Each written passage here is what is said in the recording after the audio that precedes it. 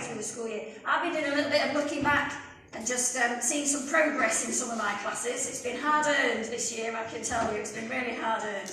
I know it's not just in my schools either. It's good to look back and see progress. It's good to recognise halfway. We're at the halfway point in our journey through the creation story as well. We've had days 1, 2 and 3, creating the light and the land and the seas. We're going to hear about day 4.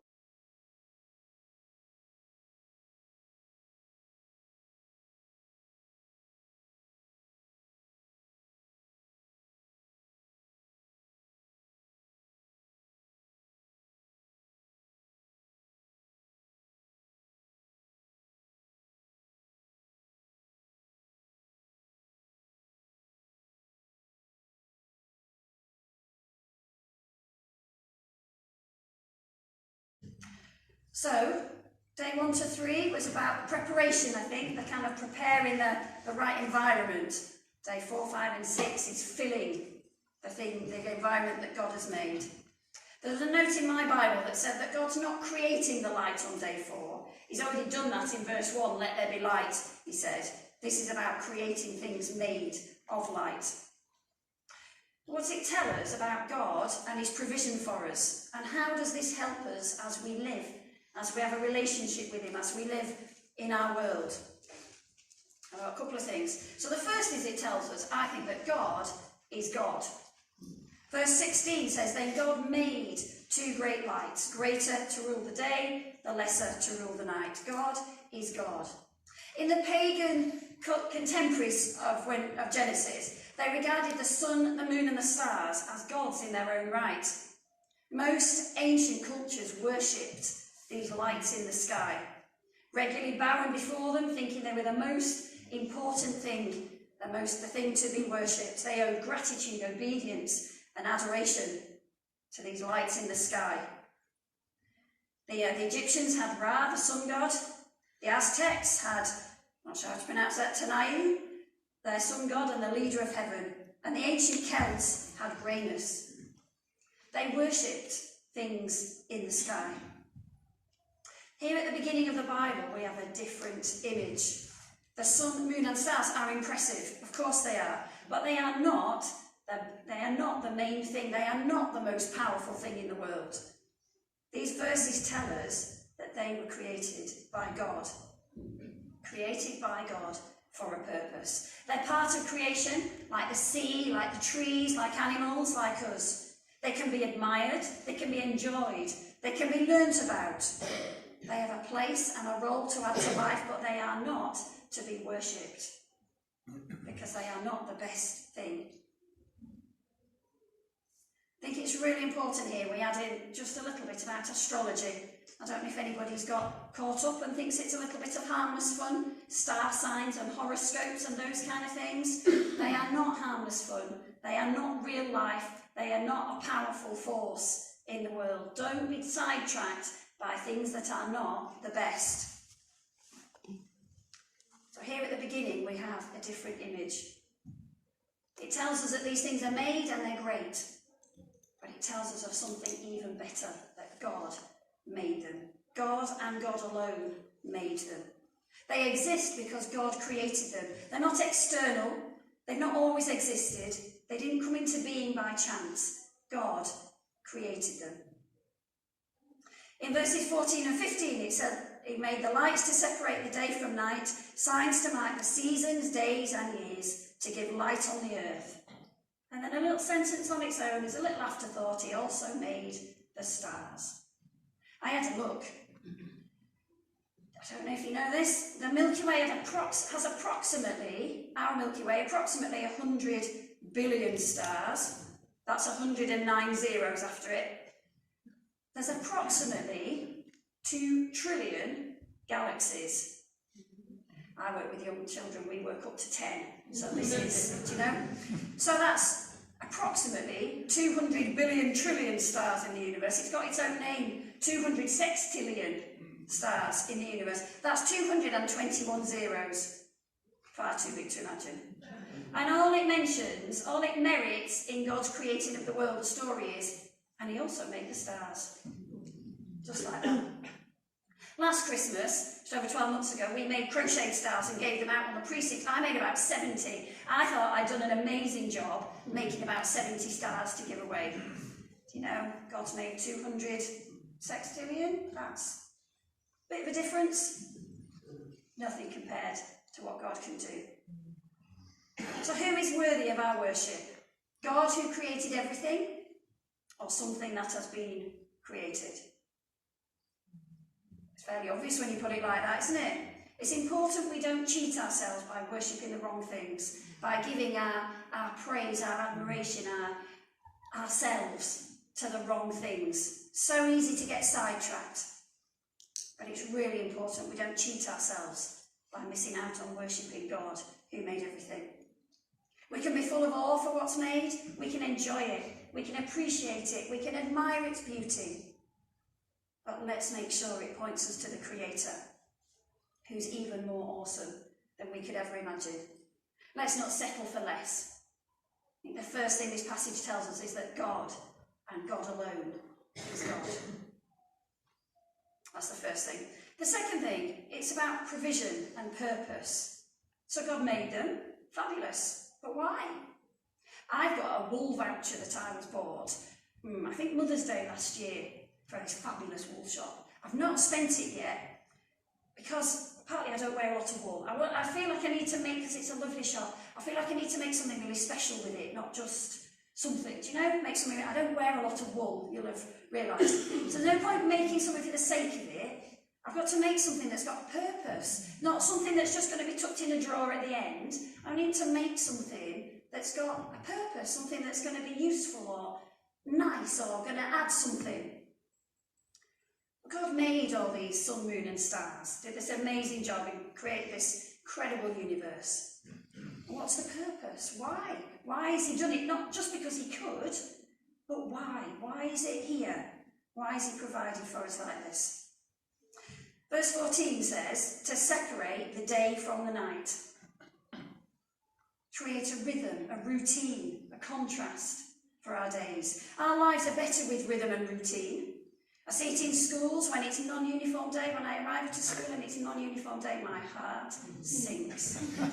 It may be the same children, it may be in the same classrooms, they may have the same teachers, but if their routine has changed and they are wearing different clothes, oh my word, a lot of common sense goes out the window.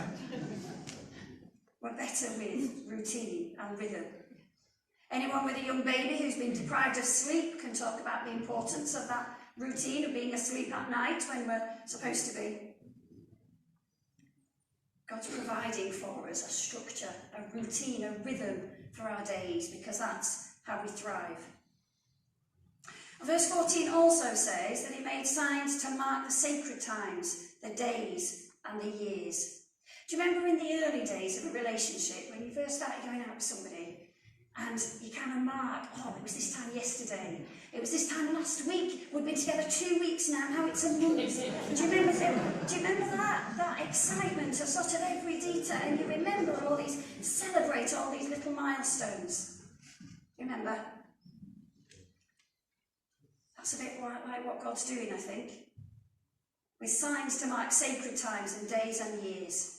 He's giving us a chance to celebrate our relationship with him, to remember some of the highlights, some of the fabulous things that don't change. That's why the Israelites have these amazing Sabbath celebrations and the Passover, to remind them of how God had miraculously brought them out of Egypt. All kinds of times and days to just keep at the centre of their minds God, who had done so much for them. The way the sun orbits the earth gives us seasons, gives us a flow to the year. Who's smelt a bit of spring this year, this week? Who's been out somewhere and thought, oh, do you know, I can't quite describe what it is, but there's just something that makes me think, spring is coming. You can feel it in the air somehow on some days. Gives us hope when we see buds and leaves. It's lovely to watch things in their cycle of life. It's a reminder as well that our lives go in seasons. Sometimes everything is promising. Sometimes we can see new things blossoming. Sometimes things seem harder. But it's a reminder that it's going to come back round. It's going to come back round. So there's the seasons, there's the celebrating. How do you do that in your relationship with God? How do you make sure you keep the things to remember at the front of your mind? How do you celebrate as you go through the year? We've got the festivals, haven't we? David's talked about Lent to remind us of preparation, a time of gearing up for Easter. It's not a ritual. It's not something to be got through. It's not just oh, here we are, it's Lent again. No, it's just another one. It's a chance to savour what God has done, what God is still doing. It's a chance to just appreciate it again, to thank him for it again, to allow the effect of it to permeate into the whole of our lives again. How are you going to use this Lent to deepen your relationship with God? Because it's his provision. It's provision for us. So that's the first bit of provision. So where does God fit into the rhythm and routine of your life? It's not about habit. It's not about doing it for the sake of it, ticking something off a list. It's about providing structure and foundation for our lives. It might change as the seasons of our lives change, but the importance of it doesn't change. The importance of finding a rhythm, a routine, a pattern in how we include God in everything we do, that doesn't change. It's still important. So it's providing rhythm and routine. But then it's also providing light. It says it gives light on the earth. So obviously that's physical light during the day. Sunlight is essential for us for so many things. I found a list that said about generating the production of vitamin D, supporting bone health, lowering blood pressure, preventing disease, promoting good mental health. Perhaps that's why the plague, I think it was the 9th one in the plagues of Egypt, perhaps that's why the darkness plague was so difficult, because the sunlight suddenly wasn't there. They couldn't see anything. They were lost the benefits of the sun. So God's providing light, sunlight, that feeds us and stimulates us and helps us to grow. And then, of course, he provides the sun and the moon, the stars and the moon at night. In the past, used for navigation. Not entirely sure how that worked. I started looking it up and then thought I was getting a bit sidetracked by looking at all kinds of things. I drew myself back. But then now, there's lots of places in this country that are called dark sky places. They're being advertised as places to go. I know my brother went up to Kiel the Forest last year because it's designated a dark sky place. Somewhere where there's not so much light pollution, somewhere where you can really see the beauty of the sky. I can remember, I don't know if the same thing's just come straight into David's head, I can remember being on Jersey, camping on Jersey, just over 20 years ago, and there was a meteor shower, and we were lying on towels outside the tent. Because it was Jersey, there wasn't a lot of light pollution, and we just saw this fabulous display through the sky. Just an awesome sign of things that were going on in the sky. I also know how helpless we are in complete darkness. I've also been to Sark. I do like an island. Been to Sark with my sister, and we'd hired bikes from the only bike shop on the island. There's no roads, there's no cars, so there's kind of paths and roads, but no street lights. Very little light at all. We went to a restaurant, left our bikes outside, came out, it was completely pitch black, and everybody on the island's bike was in a line along this restaurant wall because it was the only restaurant on the island. Our identical bike was somewhere in the complete darkness on the wall. I think in the end we just decided we were all taking them back to the same shop, so it probably didn't really matter. Almost impossible to work out which was which. But God's provision is the light, the physical light in the day that helps us to thrive. At night time, for navigation, and so you don't trip over things, and just because it looks beautiful. This is God providing for us, creating for a purpose. I want to finish with some hope. Not about the physical light from the sun and the moon and the stars, but about some spiritual hope coming from Jesus. So this is your moment, Dan. He's got a few Bible verses. I thought I'd put them up there, so I'm just going to read them through. We'll just read them fairly slowly, but just try and absorb the hope. Just absorb what Jesus is giving us through these words. So, 2 Samuel chapter 22 says, "You, Lord, are my lamp. The Lord turns my darkness into light." I don't think he's talking about switching your bedside light on there, is he? He's talking about hope. in difficult times. John 1, verse 5 says, "The light shines in the darkness, and the darkness has not overcome it." Those are such good words for the moment, aren't they? The darkness is there, but the light will overcome. The darkness will not win. John 1, verse 9 says, "The true light that gives light to everyone was coming into the world." The true light. Not artificial light, not false light, not light that it works for a bit and then it flickers and off it's gone. The true light that gives light to everyone. Everyone was coming into the world. John 8, verse 12 says, Jesus said, "I am the light of the world." I am the light of the world. The world. Not just particular people, but the world. It's me. He's saying, it's me. I'm the answer. Ephesians 5, verse 8 says, For you were once darkness, but now you are light in the Lord. Live as children of the light. That gives us hope. And that gives us hope for everybody. All the people that Lee's working with on a Thursday night, now to be a Tuesday night. All the people who don't yet know Jesus. All the people who seem so far away. The people who make life difficult for other people. The people with hurts and struggles and pains. You were once darkness, but now you are light in the Lord. It tells us there's hope. It tells us the hope is Jesus. That's what he's provided. Thanks, Dan.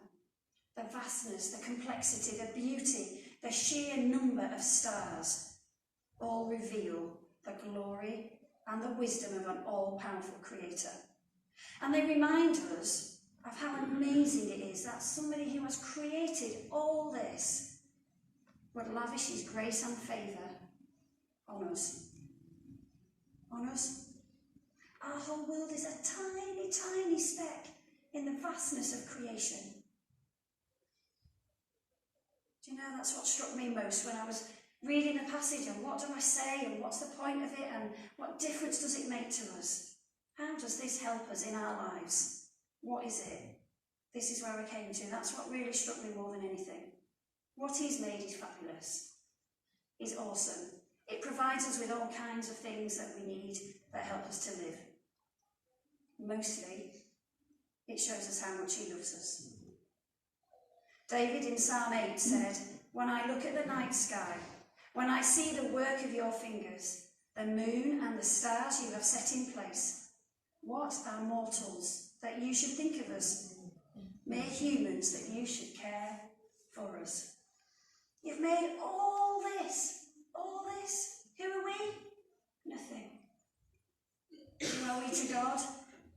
Everything.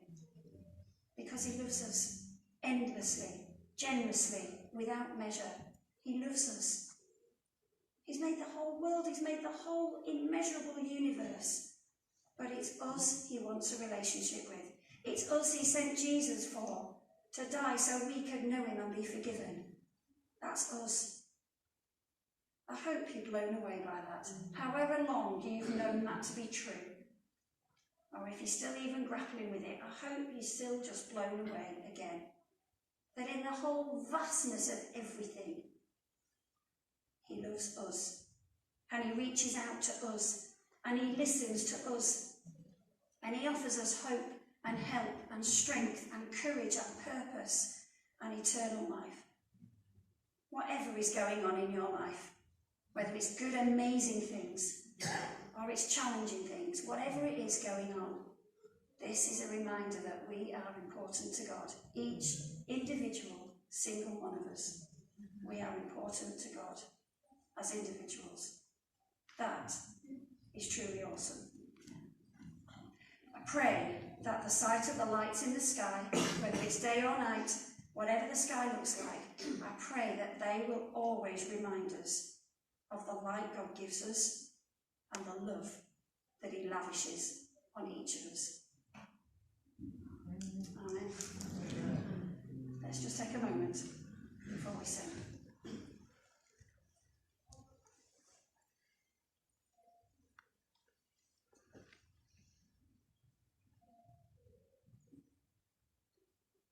Oh God, it sounds too good to be true. Too good to be true. That you notice each of us, that you love each of us, that you care what happens in each of our lives. Sounds too good to be true, but yet it is true. Lord, for anybody who is still grappling with that, who is still wondering, I pray that today you will meet them and they will experience your love for them.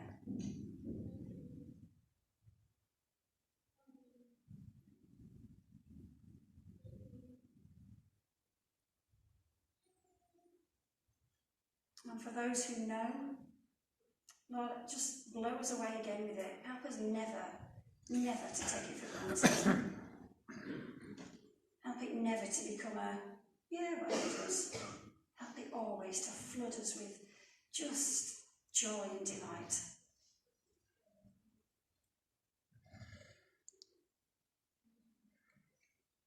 Help it to give us courage as we tackle difficult things.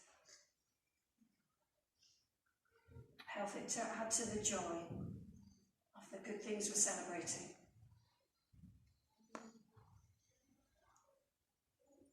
And help us not to keep it to ourselves, but to share it with people who desperately need to hear it, to know that they're loved, to know that there's hope, to know that they matter. Help it just to overflow from us into other people's lives.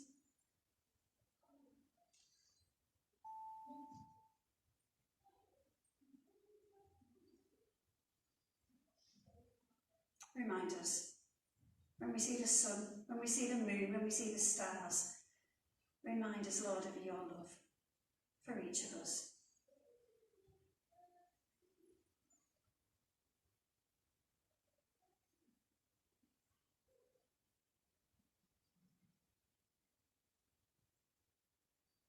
Thank you for your awesome love.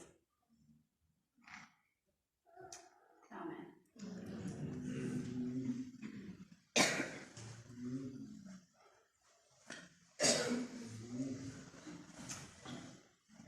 So, we're going to sing in response. If you know these words to be true, then sing out with gusto. Fill and lift the rafters with gusto as we sing these words. If you're not sure, then ask God to show you the truth while you sing. Make the words settle in your head and show you the truth. We're going to sing, Great is Thy Faithfulness.